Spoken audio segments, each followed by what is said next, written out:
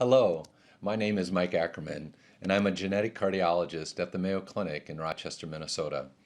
I also have the privilege of serving as the president of the Sudden Arrhythmia Death Syndromes Foundation, the SADS Foundation.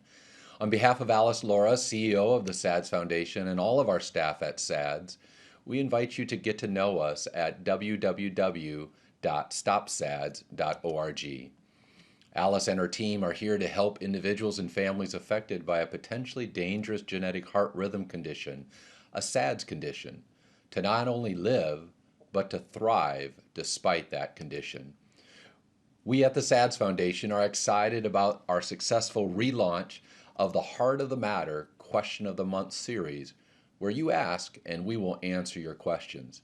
This past month, many great questions have been received. Thanks for sending them our way.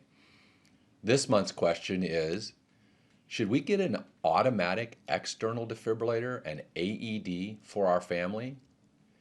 Thank you for asking this great question. The short answer is yes, get an AED.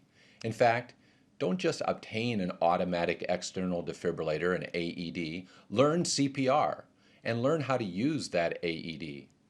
However, don't expect to have to use that AED anytime soon. In other words, the AED is simply part of our overarching Boy Scout or Girl Scout Be Prepared strategy. It is part of family safety gear. Just like the fire extinguisher is part of our family safety gear, we know where it is and we know how to use it. In fact, remember, pass, point, aim, squeeze, sweep, that's bonus. But anyway, we have never had to use our fire extinguisher. The AED can and should be viewed just like this. Having an AED for a family with a genetic heart rhythm condition is like having an EpiPen for the family where there is someone with a life-threatening peanut allergy, for example. Now, even though we at the SADS Foundation encourage families to get an AED, it is critical to remember that if the person with the genetic heart rhythm condition, like long QT syndrome, for example, as one of the SADS conditions, is well treated, that AED should almost never be necessary.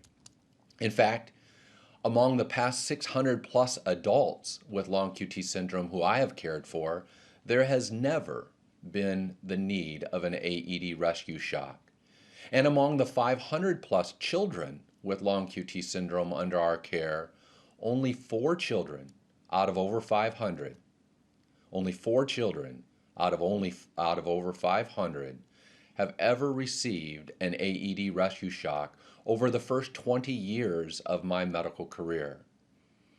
If they are well treated, that AED should almost never be needed. Now, because our families will almost never need to use their AED, sometimes they're hard to get paid for. Sometimes insurance companies refuse to pay for this piece of so-called durable medical equipment. These AEDs, in fact, can be obtained without a prescription. And if not covered, an AED can cost anywhere from around $1,000 to $2,500. However, if you need help in trying to obtain an AED for your family, contact us at the SADS Foundation at www.stopsads.org. Our team will do their best to help. In addition, your physician can team up with our friends at LifeSure at www.lifesureaed.com, where they at LifeSure have a staff devoted to helping families get a home AED and to get your health insurance company to cover it. So remember, even though an AED makes great sense as part of family safety gear, when these conditions are well treated, that AED should almost never be needed for anyone in your family. Instead, your AED will more likely be needed for the referee who is officiating your child's soccer game, or for the older spectators in the stands who are watching. For more information on SADS conditions and the SADS Foundation, please check us out at www.stopsads.org. In closing, on behalf of Mayo Clinic's Genetic Heart Rhythm Clinic, the Winland Smith Rice Comprehensive Sudden Cardiac Death Program at Mayo Clinic, and on behalf of Alice Laura, the CEO of the SADS Foundation, thanks for joining me today. And remember, the SADS Foundation is here for you and your family. Please join us in our life-saving and life-giving mission.